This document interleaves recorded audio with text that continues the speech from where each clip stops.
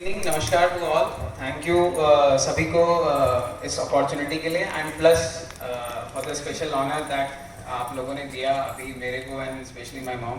So it's very great feeling मेरे लिए। I am really obliged that आप लोगों ने इस चीज़ को कंसिडर किया। Thank you so much. So ज़्यादा टाइम वेस्ट नहीं करेंगे, काम की बात करेंगे। ऑस्टियोआर्थराइटिस खाली उसी पे बात करने वाला हूँ आज मैं। सो दैट इज़ आर्थराइटिस, ठीक है। सो वाई आर्थराइटिस, बहुत सारे टॉपिक्स हैं ओल्ड एज रिगार्डिंग, बहुत प्रॉब्लम्स हैं, बहुत सारे इश्यूज हैं जो कि हम सबको, हमारे फैमिली मेम्बर्स को सबको फेस करना है। बट आर्थराइटिस नंबर 1 इशू है। ऑस्टियोपोरोसिस, फॉल्स, बहुत सारे इश्यूज हैं जो कि टॉप 10 में आते हैं स्टैटिस्टिकली अगर स्पीकिंग, पूरा डाटा अगर हम सर्च करें उसके अकॉर्डिंग। सो खाली आर्थराइटिस के रिगार्डिंग, मतलब आर्थराइटिस मतलब जॉइंट पेन्स, चाहे फिर उसकी कोई भी कॉज हो, इटियोलॉजी कोई भी हो, मतलब कारण कोई भी हो, बट जॉइंट पेन्स, जॉइंट खराब होने की प्रॉब्लम्स। जॉइंट क्या है basically? It's a moving part between two bones. दो बोन्स के बीच का जो पार्ट है अटैचमेंट, जो कि मोबिलिटी देता है, दैट इज द जॉइंट। उसमें लिगामेंट्स, मेनिस्कस, बहुत सारी चीज़ें होती हैं। और जो एंड्स होते हैं उसके पास एक कवरिंग होती है, जैसे सॉफ्ट कवरिंग होती है, जिसे हम कार्टिलेज बोलते हैं, जो कि बेसिकली जान होती है हर जॉइंट की। So the main problem starts here. Cartilage से इशू आता है हमें। As we grow old, cartilage अपने आप से वेयर आउट होने लगती है। सो ये इट्स नॉट अ डिजीज, ये बीमारी नहीं है, हमारे पार्ट ऑफ ग्रोइंग ओल्ड है। जैसे सबके बाल सफ़ेद होते हैं, ऐसे ही कार्टिलेज वेयर एंड टेयर होते होते धीरे धीरे ख़त्म होती है। रिंकल्स आते हैं, ऐसे ही कार्टिलेज वेयर एंड टेयर होती है। सो एक बहुत कॉमन क्वेश्चन रहता है, डॉक्टर साहब मेरे को क्यों हो गया? मैं तो इतना एक्टिव लाइफस्टाइल, पूरी ज़िंदगी घर में बहुत काम किया, ये किया वो किया। कोई रिग वाला कहता है हम तो इतने एक्टिव थे, इतना हमें क्यों हो गया? So it is not something related to what exercise you did और what you didn't do. It's because कि आपकी नेचुरल वेयर एंड टियर है एज यू ग्रो ओल्ड। सब खराब है, वो अच्छा है, हमारा कल्चर बहुत अच्छा है कि keeps us healthy, fit, everything, अगर हम ठीक से कर रहे हैं तो। बट उसकी वजह से जो एंड स्टैटिस्टिकल डाटा जो बनता है वो ये दिखता है कि हमारे knee osteoarthritis is way more common than hip. ठीक है, एक बात हो गई। दूसरी बात, male female. So unfortunately God is biased towards females here too उनको थोड़ा परेशान करने के लिए, और whatever reason I don't know, knees are highly osteoarthritic in females. It's almost like 1:5 का रेशियो है। So if I'm doing 5 female knee replacements, I get 1 male patient. तो काफ़ी फ़र्क है दोनों में। And somehow it's just like that. I don't know. ये data बोल रहा है, this is the reality. I mean हम ये नहीं कह सकते कि किस वजह से है, but this is the data that shows. So specially इसीलिए इस टॉक की यहाँ पे ज़्यादा महत्वपूर्णता है, because I think 100% females ही हैं, as far as I can see. So risk factors, किसको ज़्यादा होगा, किसको कम होगा, हर किसी को अलग अलग होगा। हर पेशेंट अलग है, हर पेशेंट की शक्ल अलग है। उसी तरह हर पेशेंट के जॉइंट्स अलग होते हैं, और हर पेशेंट में चांसेस ऑफ आर्थराइटिस अलग अलग हैं। हर पेशेंट में chances of progression of arthritis अलग अलग हैं। किस में शुरू होके ज़्यादा जल्दी 2 साल में हालत ख़राब होगी, और कोई 10 साल भी चल जाता है। सो हर पेशेंट अलग अलग होता है। रिस्क फैक्टर्स क्या होते हैं? किसी की एज, ठीक है, कोई 80 साल का है, कोई 50 साल का है, ठीक है, तो 50 साल वाले में स्लो प्रोग्रेशन होगा, 80 वाले में ज़्यादा हो रखा होगा। Obesity, overweight is a very big problem in the country, ठीक है। So weight is directly proportional, मतलब जितना ज़्यादा वेट उतनी ज़्यादा आपकी आर्थराइटिस की चांसेस।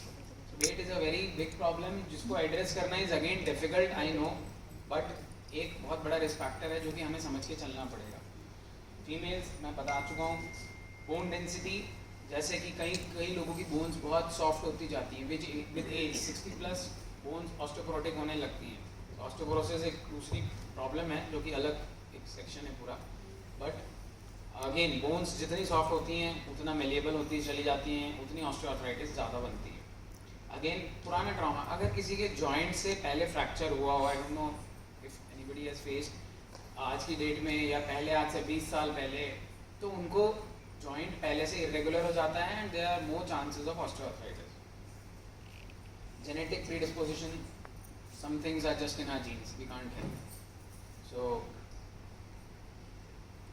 सिम्टम्स, सो इस स्टेज में आने का वेट नहीं करना होता है। आई don't know if you can see और नॉट, इतनी ज़्यादा डिफॉर्मिटी होने का वेट नहीं करना होता, बिकॉज इस स्टेज पे आके things are really difficult to manage surgically as well. So symptoms क्या हैं? जॉइंट पेन्स, स्वेलिंग, आपने ज़रा भी एक्सर्ट किया, आज आपने डांस किया, कल जाके आप पूरे पस क्योंकि आपको जॉइंट्स पेन हो रहे हैं. सो it is like that. So deformity, disability, stiffness, है ना, स्टिफनेस फील होती है बैठ के उठने में, चलने में. ठीक है. सो दर्द, लिमिटेशन ऑफ मूवमेंट. मान लो मैं आपको फटाक से बोलूँ इधर चढ़ के आ जाओ, तो आप में से 10 लोग चढ़ जाएंगे, 10 लोगों को सोचना पड़ेगा, 10 लोग चढ़ के उतरने में सोचेंगे. सो सबकी अलग अलग लेवल ऑफ प्रॉब्लम्स हैं. तो these are all parts of osteoarthritis. आपके जॉइंट्स धीरे धीरे ख़राब हो रहे हैं, अलग अलग लेवल पे, अलग अलग एक्सटेंट पे. So sense of weakness, instability is a very big problem. जब बहुत ज़्यादा ऑस्टियोआर्थराइटिस हो जाती है तो उस स्टेज पे इंस्टेबिलिटी शुरू होती है, तब आप डगमगाने लगते हैं. That is where the things get worse, because instability की वजह से आप गिरने के चांसेस बढ़ते हैं. आप गिर जाते हैं, you end up having a fracture, which is again a different problem all together. Osteoarthritis के साथ तो आप जी ही रहे थे, but then you have a fracture adding to it. So things get complicated there. मैं इसलिए ये बोल रहा हूँ because this is what I get to see every day. Last for 5 years I have been seeing the same thing. Osteoarthritis untreated, they are not able to mobilise properly, गिर जाते हैं, one final day they come with a fracture. तो problem ये होती है, उसके बाद surgical union तो हो जाता है, but to mobilise the patient is difficult, because उसको दर्द जॉइंट पे हो रहा है, फ्रैक्चर हिप में है, पेन नी में हो रहा है, बट पेन वो दूसरी वजह से हो रहा है, ऑस्टियोआर्थराइटिस की वजह से हो रहा है. तो things keep on getting piled up. अलग अलग स्टेजेस रहती हैं. So first stage is stiffness. आपको स्टिफनेस फील होती है. ठीक है. स्टिफनेस, आप थोड़ी देर आपने चले, वार्म अप हो गया, गर्म हो गई बॉडी, आप ठीक हो गए उसके बाद. That is early stage. That is the time you should contact your doctor. Mostly ONGCs do contact the doctors, which I feel they come pretty early. Stage moderate जब आती है, this is the time when most people come to the doctor actually. Patient को pen होने लगता है दिन में, movement में, दिनचर्या में, डेली एक्टिविटीज़ में, टॉयलेट, बाथरूम, है ना, कहीं किसी के घर फंक्शन में जाना है, बाजार जाना है. That is the time start having pain. This is a stage which has the highest number of patients. The advanced stage is resting में पेन है. That is called advanced stage. आप बैठे हो, अभी भी आपको कहीं ना कहीं सेंसेशन है कि दर्द हो रहा है मेरे बैठे बैठे. So that is advanced stage of osteoarthritis. उसकी वजह से प्रॉब्लम शुरू होती है. पेशेंट फिर सोचता है उठने में, बैठने में, चलने में. And that is when the weight gain starts happening. क्योंकि आप बार बार कोशिश कर रहे हो, सोच रहे हो, थोड़ी सी एंजाइटी, थोड़ी सी एप्रीहेंशन, धीरे धीरे चीज़ें आदमी सोच में पड़ने लगता है कि हम चलें कि नहीं चलें. This is the advance stage. Pen at night is a very important symptom, जो कि हम हमेशा पूछते हैं. अगर आपकी नींद भी डिस्टर्ब हो रही है पेन से, that means things are really advanced. It is time for you to act very strictly on it. क्योंकि अगर रात को नींद भी नहीं आएगी, so it becomes a vicious cycle. Insomnia, pain, weight gain, depression, ये सारी चीज़ें ना एक साइकिल में घूमती रहती हैं. तो सब एक दूसरे से कनेक्टेड होती हैं. सो थोड़ा सा ये स्टेजेस समझना ज़रूरी है कि आप कौन सी स्टेज में हैं. आप मतलब सेल्फ इंट्रोस सब सेल्फ इंस्पेक्शन, मतलब अपने आप को आप जज करो कि आप कहाँ हैं, आपको क्या चाहिए, क्या कर सकते हैं.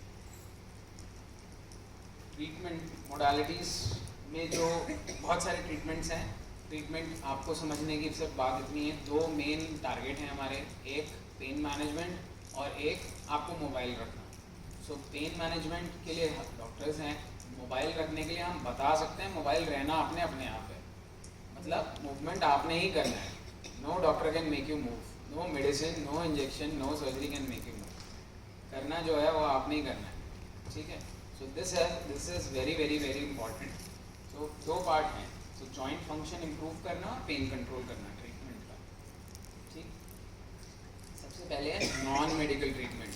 नॉन मेडिकल ट्रीटमेंट जो कि आप खुद कर सकते हैं अपने लिए. Staying active is the best thing that you can do to yourself. थोड़ा बहुत पेन हो रहा है, उसमें आप एक्टिव रहो. Don't let the weight gain happen. Don't let your joints get worse. Muscles की वेस्टिंग मत होने दो, क्योंकि जैसे ही आप इनएक्टिव हो जाते हो तो मसल्स भी आपकी थोड़ी स्ट्रेंथ लूज करने लगती हैं. तो इट इज़ इम्पॉर्टेंट कि आप एक्टिविटी बनाए रखें। मैं ये नहीं कह रहा हूँ कि आप पेन में करा रहे हैं और आप करे जा रहे हैं पेन किलर खा खा के, वो नहीं करना है। पर एक मैनेजेबल लिमिट में मुझे पता है कि मैं यहाँ से 3 किलोमीटर चल सकता हूँ तो मैं 3 किलोमीटर चलूँगा, और मुझे पता है कि मैं 500 मीटर ही चल सकता हूँ तो 500 ही चलूँगा। There is no comparison, everybody is different. Exercise, resistance exercise is the important thing. Resistance theraband से कर सकते हैं, ज़रूरी नहीं आपने वेट से ही करना है। तो resistance exercise is a very good, muscles, joint, bones, calcium deposition in your bone, सब चीज़ों में काम आता है। तो resistance exercise is very good. Diet भी, आई मीन ओएनजीसी के हॉस्पिटल में बहुत सारी अच्छी सुविधाएं हैं ऐसी जिसका कम यूज़ होता है समहाउ आई फील। डाइटिशियन है हमारे पास एक exclusive, which many of the hospitals don't have, ठीक है। And I see her pretty much doing like, बहुत कम पेशेंट्स होते हैं उनके पास। आप लोग उसका यूज़ कीजिए अपनी प्रैक्टिकलिटी के हिसाब से, आपके घर के मेन्यू के हिसाब से, आप क्या खा सकते हो क्या नहीं खा सकते हो। That is very very helpful. But एक क्वेश्चन होता है, डॉक्टर साहब कोई ऐसा फल बता दो जिससे पूरी आर्थराइटिस ठीक हो जाए। ऐसा कोई फल नहीं है, ना ही ऐसी कोई सब्जी है। So there is nothing like that. So it has to be a balance thing, सब चीज़ों के लिए है ना। आपके एंटीऑक्सीडेंट्स के लिए, विटामिन के लिए, calcium, protein, everything. So it is her job, she should be the one who should be targeted for it. Weight loss पहले भी बोल चुका हूँ मैं, and sleep well. Sleeping is again a very big problem I have seen. There are two, ONGC has helped us to procure, वो पूरे देहरादून में नहीं होंगी उतने लेवल की machine, they are all very high costing machines and very very high level of machines. इस मामले में ओएनजीसी बहुत अच्छा है and we are quite lucky that we are able to use them. So but थोड़ा सा mutually करना पड़ेगा। किसी दिन मेरी बैक एक होती है, मुझे कराना होता है तो मैं भी वेट करके जाता हूँ, करना ही पड़ता है ना, क्या कर सकते हैं। तो वो है।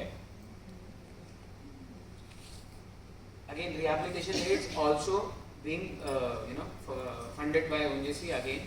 So आप लोग नी कैप्स पहन सकते हैं ड्यूरिंग वॉकिंग। रात को घर में पहनने की ज़रूरत नहीं है। एल्बो जॉइंट पेन है, कुछ पेन है, जॉइंट खराब है, मतलब these are all supportive aids which you can buy and reimburse. उसकी अब थोड़ी कैपिंग आ रही है, that is again due to certain reasons. But still at least कुछ तो फंडिंग हो ही रही है ना ONGC से। You can use these well to keep yourself active. Medical treatment में कुछ परमिसेबल दवाइयाँ हैं जो कि ONGC से मिलती हैं, कुछ नॉन परमिसेबल दवाइयाँ हैं, वो भी आप पूछ सकते हैं, but then you have to pay and purchase. वो ONGC नहीं देती है because they have considered it to food supplements from drug authority of India. We can not do anything about it. कई पेशेंट थोड़ा सा इस बात से ऑफेंड हो जाते हैं कि ये क्यों नहीं मिल रही है। सो वो उसका रूल है तो है। I mean that is same in CGHS, same in ONGC, same in all India, everywhere. And then there are injections. Thankfully, they are still permissible from ONGC. So there are injections, two types, steroids and visco. Steroids is just to taper down your pain. Visco is थोड़ा lubrication के लिए. Again, there is a set of patients जिसमें उसका फ़ायदा मिलेगा और जिसमें नहीं मिलेगा. So हर patient हर चीज़ के लिए eligible नहीं होता. वहाँ थोड़ा सा discretion रखना पड़ता है. Surgical management जो है, young patients जो कि आई थिंक प्रोबेबली आप में से यहाँ कोई एलिजिबल नहीं है, एक ऑस्टियोटमी होती है जो कि हम अलाइनमेंट के लिए करेक्ट करने के लिए करते हैं, but that is again below 50-55। There are two types of knee replacements, half full. यहाँ पे बैठे मुझे कुछ पेशेंट्स हाफ वाले भी दिख रहे हैं, कुछ फुल वाले भी हैं। सो आप किस स्टेज ऑफ ऑस्टियोआर्थराइटिस में हैं, आप किस स्टेज में डॉक्टर के पास गए, so that is again your doctor and you can customise it and personalise it according to your own situation. So these are different types of knee replacements. किसको क्या मिलेगा वो आप और आपका डॉक्टर मिलकर डिस्कस करेंगे। एक कंपार्टमेंट इन्वॉल्व है, 2 हैं, 3 हैं। So again that is again patient wise you divide your situation. Thankfully Hindustan में टेलर मेड करने का भी ऑप्शन है। If you go to UK there is a very set guidelines, ठीक है। ये कंडीशन है तो ये मिलेगा, ये है तो ये मिलेगा। कोई डॉक्टर कोई पेशेंट अपने आप से उसको कस्टमाइज नहीं कर सकता, सिंपल एज दैट। उसके फायदे भी हैं, नुकसान भी हैं, दोनों चीज़ें। Some facts I will tell you about total knee replacement in ONGC कह लो या जनरलाइज कह लो, ठीक है। So unfortunately India doesn't have a official registry as yet. UK, Australia, US, ठीक है, everybody have their own registry. वहाँ पे सब चीज़ें बड़ी ब्लैक एंड वाइट होती हैं।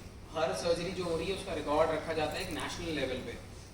उस ये नहीं कि हमारे यहाँ डॉक्टर्स काम नहीं करते इसलिए रजिस्ट्री नहीं है, उसकी वजह ये नहीं है, हमारे यहाँ पॉपुलेशन इतनी ज़्यादा है कि जितने जितने उनके यहाँ पूरे देश में लोग नहीं उतने हमारे यहाँ दिल्ली में लोग होंगे, ठीक है। So that is the problem. तो इसीलिए जितनी उनके यहाँ पूरे साल में जॉइंट रिप्लेसमेंट नहीं होते उतने हमारे यहाँ एक नॉर्दर्न इंडिया में ही 1 लाख जॉइंट रिप्लेसमेंट्स हो जाते हैं। So there is a difference in what we are managing. Even China doesn't have a registry of their own yet, probably because of the same reason. So it is a very well, executed surgery which done in right patient, right time will give you the right results. ठीक है, हर चीज़ की अपनी महत्वपूर्णता है जिसको doctor को और patient को दोनों को समझने की ज़रूरत है। इसी को बोलते हैं डॉक्टर पेशेंट रिलेशनशिप, समझ रहे हैं। So you need to know किसमें किस टाइम पे क्या होना है, और ये दोनों पार्टी को समझना बहुत ज़रूरी है। सिर्फ डॉक्टर समझ रहा है, मरीज आ रहे हैं and it is happening, it's not working. बाबा जी को हिंदी जितनी समझ में आनी थी बाबा जी ने समझ ली, सर्जरी हो गई, नी रिप्लेसमेंट हो गए, दोनों सब बढ़िया, फर्स्ट क्लास, एवरीथिंग डन। छुट्टी की बात आ गई, अब बाबा जी बोल रहे मेरे यहाँ तो इंडियन टॉयलेट ही नहीं है, मैं तो खेत में जा रहा हूँ, ठीक है ना। सो अब ये बात, ये कम्युनिकेशन गैप हो गई दोनों पार्टीज के बीच में, ठीक है। You can not afford to do a knee replacement in a patient जिसको बाद में खेत में जाना है। so, थिंग्स इसलिए किस लेवल पे आप किसको क्या ऑफर कर रहे हैं वो थोड़ा सा communication gap is again a problem between doctor and patient which creates problem. तो वो भी एक ज़रूरी पार्ट है कि आप अपने डॉक्टर से पूछें और आपका डॉक्टर आपको ड्यू टाइम दे दे, ठीक है। So that is important. Second point is patient needs physiotherapy before and after surgery, ठीक है।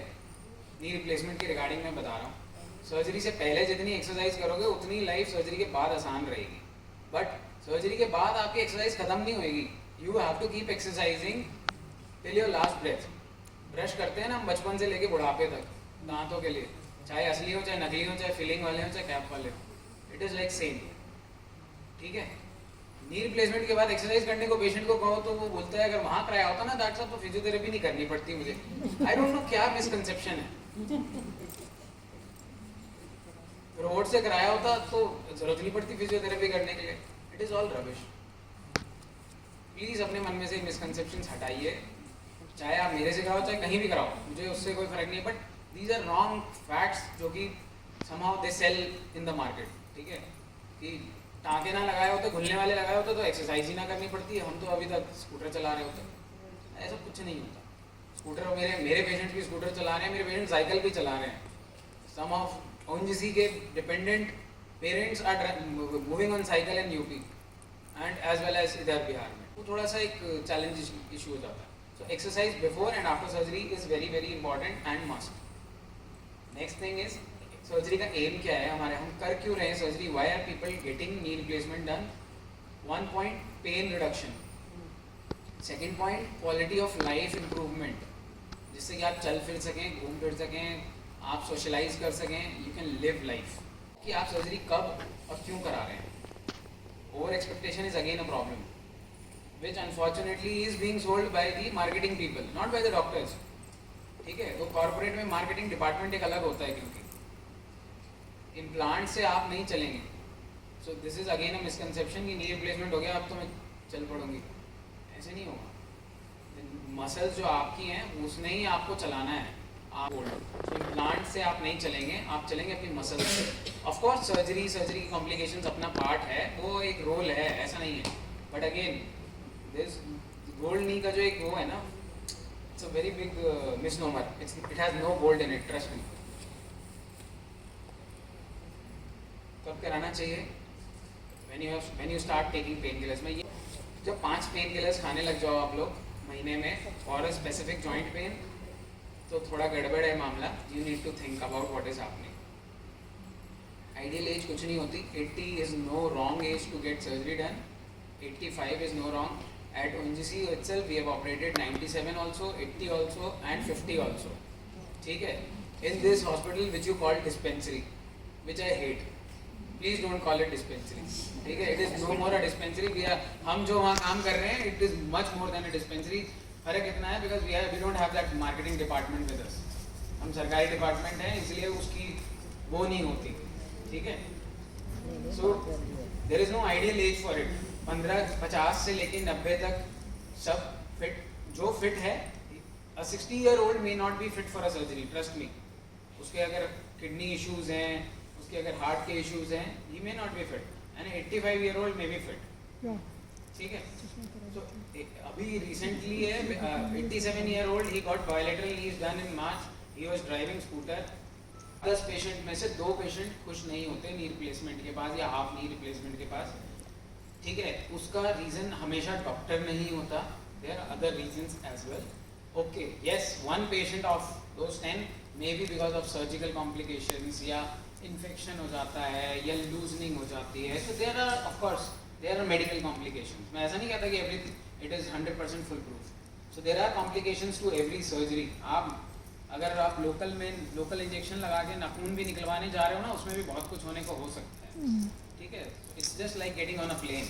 You get on प्लेन पे, आप हर बार चढ़ते हो, आपको सेम इंस्ट्रक्शन दिए जाते हैं कि पानी में गिरने के टाइम पे क्या करना है. फिर भी हम खुशी खुशी बहुत अच्छे से हर हॉलीडे पे प्लेन से जाते हैं. उसके रीजंस हैं. सेटिस्फैक्शन रेट कम होने के क्या है, ओवर एक्सपेक्टेशन. ठीक है, कि आप किस लेवल से उठ के कहाँ गए हो, आपकी एक्सपेक्टेशन क्या है. ठीक है. अभी मेरे पास जो पेशेंट्स व्हील चेयर में आती हैं, ठीक है, एंड दे स्टार्ट वॉकिंग, उनके बच्चे खुश हैं. ठीक है. एक वीडियो अभी रिसेंटली मैंने बनाया था, may come to you some time. अभी it's not there still in the laptop. Thing is कि उनकी एक्सपेक्टेशन ये थी, ये व्हील चेयर पे आई हैं, ये अपना घर का काम करने लग जाए, अपने टॉयलेट बाथरूम के लायक हो जाए. ठीक है. Today she is walking outside. घर के बाहर वो रोज़ वॉक करती हैं, रोज़ 300-400 metre 500 metre she is walking. घर वाले खुश हैं, patient is very happy, patient is pain free, deformity free, walker छुट गया, पेशेंट बहुत खुश है. ठीक है. वहीं दूसरा पेशेंट, मान लो पेन था, उनको सर्जरी करी, अब उनकी एक्सपेक्टेशन थी कि मैं कुछ अलग करूं, जो कि नहीं वो कर पा रही, या फिर उनको नींद पहले नहीं आती थी दर्द से और अभी भी नींद नहीं आ रही है, तो इंसोम्निया. ठीक है. तो उनको लगता है यार ये सर्जरी तो बेकार हो गई, या सर्जरी में ये प्रॉब्लम हो गई.